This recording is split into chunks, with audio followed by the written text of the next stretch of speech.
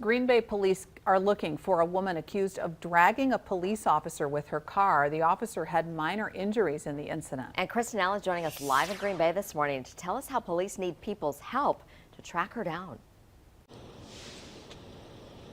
It happened last Thursday night, just before midnight in Green Bay, near the intersection of West Walnut Street and South Chestnut Avenue, when police officers pulled the woman over because her license plate didn't match the vehicle that she was in. Police say that 35-year-old Stephanie Ray from Green Bay started becoming combative during the traffic stop, refusing to get out of the car and give her ID to police officers. While the officer was attempting to remove her from the car with the help of another officer, she put it in drive with one officer partially inside, causing the officer to be dragged by the door before being thrown from the vehicle and onto the road. Which is very traumatic for the officer because they're in a very dangerous situation and they couldn't get out because of just how quickly this develops. I mean, this happens within seconds of the investigation of the traffic stop.